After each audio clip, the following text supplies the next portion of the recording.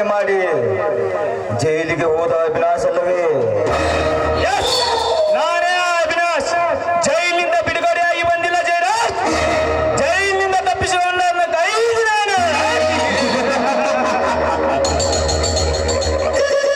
ಇಂದು ನನ್ನ ಆಸ್ತಿಗೆ ನಿನ್ನ ಮಾವ ಒಡೆಯನಾಗಿ ಮೆರೆಯಬೇಕೆಂದು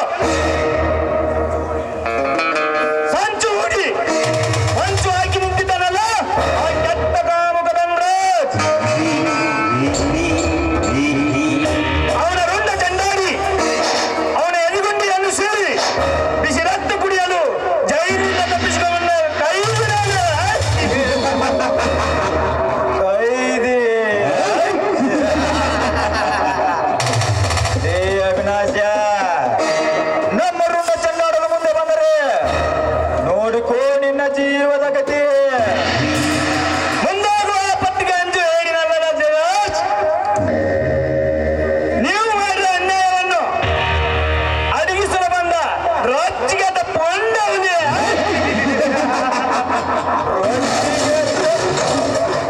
ರೊಚ್ಚಿಗೆದ್ದ ಪುಂಡಹುಲಿ. ರೊಚ್ಚಿಗೆದ್ದ ಪುಂಡಹುಲಿಯಾಗಿ ನಮ್ಮೊಂದಿಗೆ ಹೊರತು ಸಾಧಿಸಲು ಬಂದರೆ ನಾವೇನು ಕೈಗೆ ಬರ ತೊಟ್ಟುಕೊಂಡು ಕೂತಿರುತ್ತೇನೋ? ನಿಮ್ಮ ವಂಶವನ್ನು ಸರ್ವನಾಶ ಮಾಡುವುದೇ ಈ ಜಯರಾಜನ ಮುಖ್ಯವಾದ ಗುರಿ.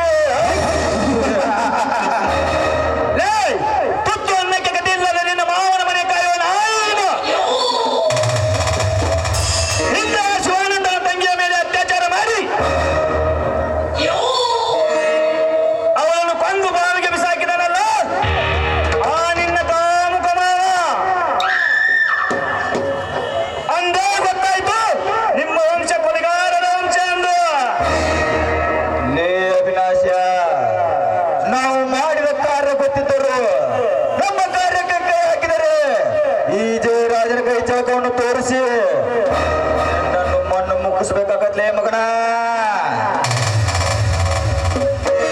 ಲೇ, ಮಣ್ಣು ಮುಕ್ಕಿಸಿದಂದು ಚುಚ್ಚು ಮಾತನಾಡಿದರೆ ರೊಚ್ಚಿಗೆದ್ದ ರೌಡಿಯಾಗಿ ನಿಮ್ಮ ದೇಹವನ್ನು ಚಿಂದಿ ಚಿಂದಿಯಾಗಿ ಕತ್ತರಿಸಿ ಚಿತ್ರಾನ್ನ ಮಾಡಿ ನಿಮ್ಮ ಪಾಪದ ರಕ್ತ ನಡಿ ನಾಯಿಗಳಿಗೆ ಹಾಕಬೇಕಾಗುತ್ತದೆ. ಬಲು ಎಚ್ಚರ. ಎಚ್ಚರ. ಲೇ ಸಣ್ಣ ನನ್ನ ಮಗನೇ ಅವಿನಾಶ, ನೋಟದಾಗಿ ಕತ್ತರಿಸಿ ನಮ್ಮ ಕಪ್ಪಿನ ದೇಹವನ್ನು ಚಿತ್ರಾನ್ನ ಮಾಡಿ ನರಿ ನಾಯಿಗಳಿಗೆ ಹಾಕಬೇಕಾದರೆ ಇನ್ನೊಂದು ಜನ್ಮ ಹುಟ್ಟಿ ಬರಲೇಬೇಕೇ ಮಗನ? ಏಯ್, ಇನ್ನೊಂದು ಜನ್ಮ ಯಾಕಬೇಕು ಜಯರಾಜ್? ಇದೇ ಜನ್ಮದಲ್ಲಿ ಅನ್ಯಾಯವಾಗಿ ಅಡ್ಡದಾರಿ ಹಿಡಿದು ಬದುಕುತ್ತಿರುವ ಮಾವನವರನ್ನು ಅಡ್ಡಡ್ಡವಾಗಿ ಕತ್ತರಿಸಿ ಸುಡುಗಾಡಾಗಿ ಸುಟ್ಟು ಆ ಸುಟ್ಟು ಬೆಂಕಿಯಿಂದಲೇ ನಾ ಹಚ್ಚುವ ಬ್ರಿಸ್ಟಾಲನ್ನು.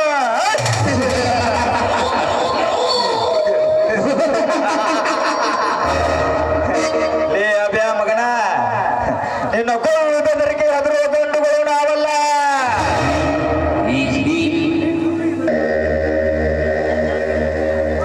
ಕರುಣೆ ಇಲ್ಲದ ಬಡವರ ಕಣ್ಣಲ್ಲಿ ರಕ್ತ ಸುರಿಸುವ ನೀಚ ನೀನು.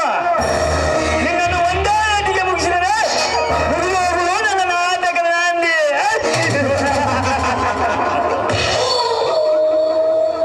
ಇನ್ನು ಮುಂದೆ ನೋಡುತ್ತಿರು ನಿಮ್ಮಿಬ್ಬರನ್ನು ಬೀದಿ ಭಿಕ್ಷುಕರನ್ನಾಗಿ ಮಾಡಿ.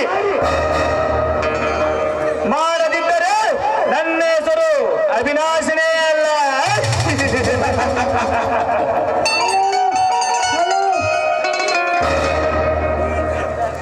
Be careful. ಬರ್ತೀನಿ.